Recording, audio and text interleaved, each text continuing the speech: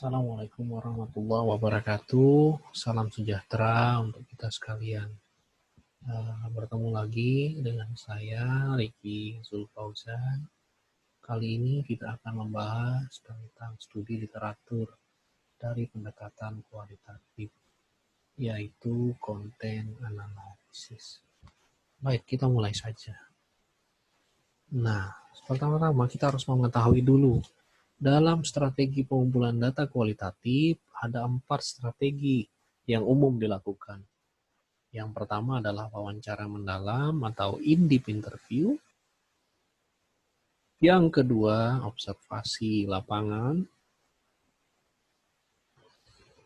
Yang ketiga, studi literatur dan artefak.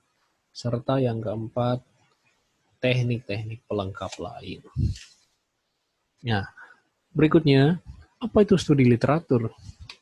Studi literatur atau studi kepustakaan adalah kegiatan untuk menghimpun informasi yang relevan dengan topik atau masalah yang menjadi objek penelitian. Informasi tersebut dapat diperoleh dari buku-buku, karya-karya ilmiah berupa artikel-artikel, jurnal, tesis, disertasi, ensiklopedia internet, dan sumber-sumber lain. Berikutnya, studi literatur seharusnya menjawab 4 hal. Yang pertama, apa yang telah dikerjakan pada daerah topik penelitian tersebut sampai saat ini. Yang kedua, pada area mana dari topik penelitian tersebut telah terkonsentrasi. Yang ketiga, apakah ada kesenjangan dalam penelitian-penelitian sebelumnya.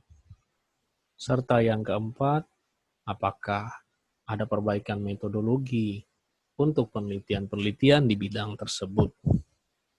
Berikutnya, ragam dan jenis studi literatur. Yang pertama adalah analisis isi atau konten analisis yang akan kita bahas nanti. Ada semiotika yang kedua, yang ketiga ada fenomenologi, dan yang keempat adalah hermeneutik. Nah, nomor 2, 3, dan 4 itu tidak akan kita bahas di sini karena mengingat waktu dan kesempatan yang terbatas ini. Mungkin nanti pada kesempatan berbeda kita akan bahas lagi ketiga ragam jenis studi literatur tersebut. Oke, lanjut. Konten analisis atau analisis isi. Apa itu? Dia adalah penelitian yang bersifat pembahasan mendalam terhadap isi suatu informasi tertulis atau tercetak dalam bahan tertulis seperti buku-buku, karya ilmiah, tesis, disertasi, ensiklopedia, jurnal-jurnal, internet, dan sumber-sumber lainnya. Nah, analisis isi atau konten analisis kualitatif itu ada 4. Yang pertama adalah analisis wacana yang akan kita bicarakan nanti. Yang kedua, analisis retorik, analisis etnografi, dan analisis percakapan. Kita akan bahas satu persatu sebagai berikut. Analisis wacana. Apa itu analisis wacana? Analisis wacana adalah analisis yang mencoba memberikan pemaknaan lebih dari sekedar kata-kata atau kumpulan kata-kata yang ditulis. Jadi kita memberikan pemaknaan ya di sini. Lalu analisis wacana fokus pada bagaimana fenomena partikular dimunculkan oleh pengarang teks. Ya, fenomena partikular ya. Ya, fenomena-fenomena yang ada di balik yang tampak. Lalu berikutnya analisis wacana merupakan pendekatan yang mencoba mengungkap nilai-nilai atau values yang berkembang dalam pemikiran si pembuat teks untuk memberikan informasi atau wawasan tentang sesuatu hal yang bersifat prinsipil yang disampaikan secara tidak langsung. Analisis retorika berikutnya.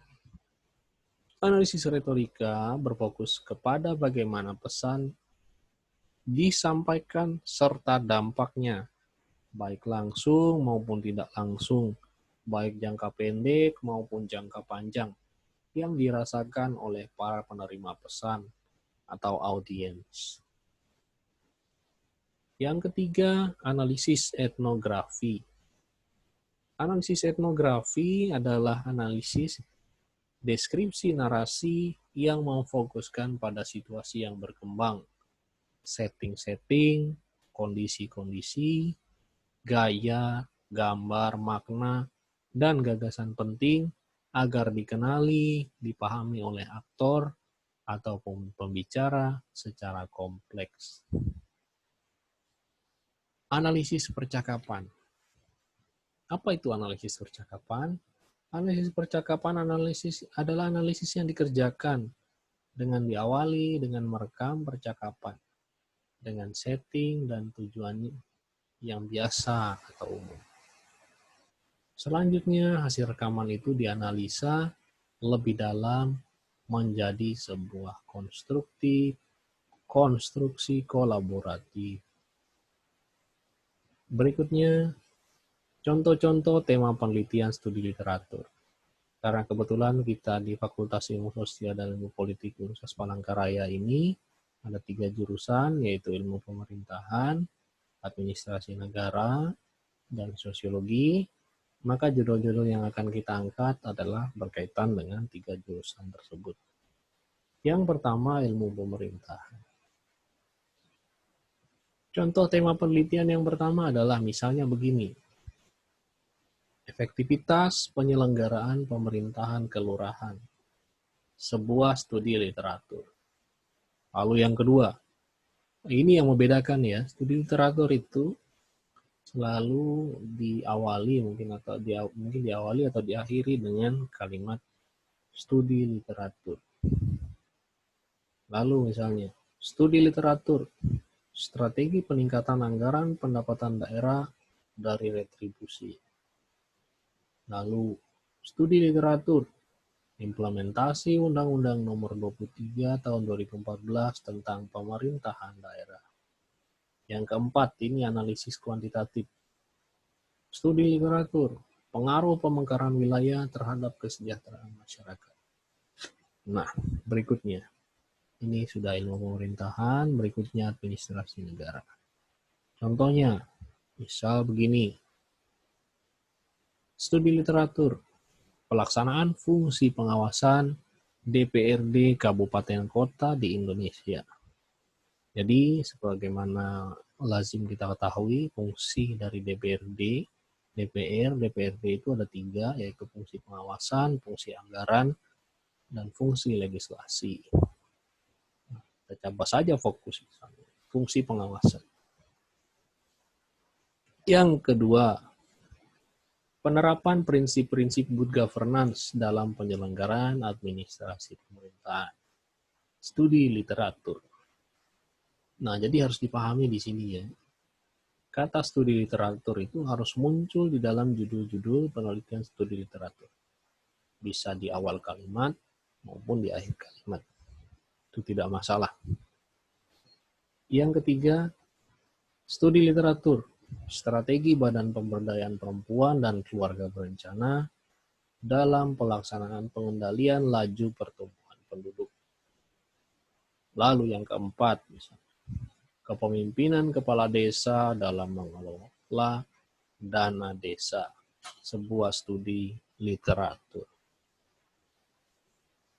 Yang ketiga, jurusan sosiologi. Misalnya contoh begini, gerakan sosial masyarakat petani di Indonesia, studi literatur.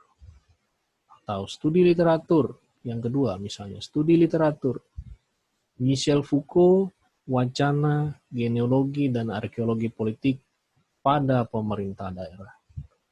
Yang ketiga misalnya, feminisme, perspektif Judith Butler, dan politik performativitas, studi literatur. Yang keempat, misalnya sejarah gerakan mahasiswa selama reformasi sejak 1998 sampai 2018. studi literatur. Nah, sistematika studi literatur itu hampir sama dengan penelitian lapangan, studi lapangan, atau field study. Yang pertama ya tetap pasti ada pendahuluan. Pendahuluan diisi oleh latar belakang masalah, perumusan masalah, tujuan penelitian, manfaat penelitian. Yang kedua tentu juga berisi tentang landasan teori dan telaah pustaka. Landasan teori 2.1 landasan teori. Ini berisi teori-teori serta gap antara harapan dan kenyataan secara teoritis. Nah, yang kedua telaah pustaka. Telaah pustaka ini berisi tentang penelitian-penelitian terkait penelitian sebelumnya yang berkaitan dengan tema-tema. Sampai sejauh mana penelitian ini sudah dikerjakan oleh peneliti-peneliti terdahulu. Yang ketiga, ini yang agak berbeda. Yang berbeda dari studi literatur adalah di bab 3, yaitu metode penelitian. Metode penelitian studi literatur, dia yang pertama pendekatan dan jenis penelitian. Pendekatannya adalah pendekatan studi literatur dengan jenis penelitian konten analisis. Sumber datanya, sumber data apa? Sumber data sekunder dari jurnal-jurnal ilmiah misalnya, dari buku-buku, dari naskah-naskah kuno, dari tesis, dari disertasi, dari apapun. Yang penting itu adalah sumber tertulis. Nah, lalu kriteria pemilihan data. Kalau saya mengkategorikan kriteria pemilihan data ini dalam 4 hal. Yang pertama adalah kriteria pemilihan tema. Tema penelitian ini berisi tentang metodologi yang digunakan, hasil yang ditemukan, pembahasan bagaimana, serta kesimpulan. Yang kedua, di kriteria pemilihan data, kita bisa gunakan tahun penelitian. Misalnya kalau kita pakai artikel ilmiah, itu 10 tahun terakhir, kalau bisa. Tapi kalau misalnya 10 tahun terakhir tidak terpenuhi kuota yang kita butuhkan, misalnya 15 atau 20 jurnal yang berkaitan itu, bisa kita perluas lagi menjadi 20 tahun, 30 tahun ke belakang. Setelah itu, yang ketiga adalah kriteria pemilihan data yang berikutnya, reputasi penulis.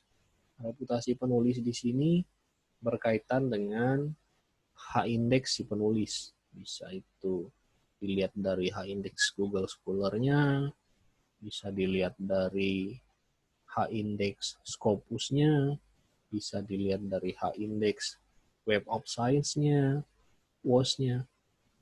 Serta yang keempat, kriteria yang tidak kalah penting adalah reputasi jurnal atau tempat si penulis menitipkan tulisannya. Jadi reputasi jurnal itu kalau di Web of Science dikatakan bahwa impact factor.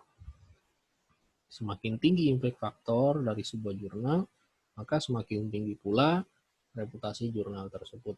Nah, untuk impact factor ini tersendiri, penghitungannya menggunakan rumus-rumus tertentu yang cukup rumit kalau saya jelaskan di sini, tetapi secara umum, semakin banyak jurnal itu disitasi oleh penulis-penulis lain, maka semakin tinggi impact faktornya. Lalu misalnya kalau di Scopus dia menggunakan kuartil atau biasa disingkat dengan Q. Q1, Q2, Q3, Q4. Yang tertinggi adalah Q1. Ini adalah jurnal-jurnal yang bereputasi sangat baik di dalam pemeringkatan Scopus. Lalu apakah ada lagi pemeringkatan yang lain? Oh, tentu saja ada. Indonesia juga menggunakan pemeringkatan berbeda. Ada yang namanya pemeringkatan jurnal Sinta. Sinta 1 adalah jurnal dengan reputasi sangat baik. Nah, kalau di Sinta itu ada peringkat 1 sampai peringkat 6. Jadi peringkat 6 itu sudah lumayan. Yang terbaik tetap peringkat 1, Sinta 1. Sinta 1, Sinta 2, Sinta 3, Sinta 4, Sinta 5, Sinta 6. Nah, jadi Sinta itu sampai 6 ya. Nah, selanjutnya, apakah jurnal-jurnal lain tidak bisa dikatakan bereputasi? Oh, bisa saja. Jurnal-jurnal Google Scholar yang terindeks Google Scholar juga bisa dilihat seberapa reputasinya. Bisa dilihat dari yang pertama tadi, penulisnya siapa, lihat H-index penulisnya. Bisa saja seorang penulis dengan H-index tinggi menulis di jurnal-jurnal yang biasa-biasa saja, karena dia ingin tulisannya bisa dibaca atau diterima di khalayak yang lebih luas. Karena semakin tinggi sebuah jurnal itu semakin eksklusif ya, pembacanya sedikit. Tapi kalau jurnal yang kecil-kecil, yang H-index-nya gak seberapa, itu pembacanya justru lebih banyak. Berikutnya, hasil dan pembahasannya. Bab 4 hasil dan pembahasan sama saja, ya. Sama seperti penelitian studi lapangan, hanya yang membedakan datanya tadi data sekunder, bukan data primer. Bukan hasil wawancara, bukan hasil dokumentasi, dan sebagainya. Pembahasan ya sama. Pembahasan ya kita bandingkan antara hasil yang ditemukan, lalu kita sanding dengan teori-teori, lalu kita berikan pemahaman, pemaknaan menurut bahasa kita sendiri. Nah, penutup kesimpulannya semua sudah tahu, saya harap semua sudah paham apa itu kesimpulan, apa itu saran. Saya mungkin berbicara tentang ini yang salah satu hal yang jadi sangat penting juga untuk kita pahami, tentang aplikasi anti plagiat. Ada banyak aplikasi anti plagiat. Ada Turnitin, Plagiarism Checker, Piper anti plagiarism scanner, plagiarism detektor, dan lain-lain. Nah, tetapi saya menekankan di sini pada Turnitin, karena Turnitin ini adalah salah satu aplikasi yang walaupun berbayar, tapi sangat membantu dalam memberikan pertanggungjawaban ilmiah terhadap karya-karya mahasiswa kita ke depannya. Jadi, kalau sesuai dengan tagline dari Turnitin, dia selalu mengatakan education with integrity, pendidikan dengan integritas. Itulah yang ditekankan oleh Turnitin. Lalu bagaimana tampilan Turnitin? Nah, Turnitin ini tampilannya seperti ini, kurang lebihnya ya. Nah, kebetulan saya berlangganan, ini yang paket student, 25 naskah. Boleh mengecek 25 naskah sehari, dengan maksimal halaman per naskah itu 400 halaman. Serta ini berlangganan untuk 5 tahun. Saya rasa ini tidak menjadi masalah untuk sebuah fakultas atau universitas, karena dana yang dikelola kan lumayan besar. Baik, saya rasa apa yang saya sampaikan sudah cukup. Kurang dan lebihnya saya mohon maaf. Wabillahi taufik wal hidayah. Terima kasih. Saya ucapkan Assalamualaikum warahmatullahi wabarakatuh.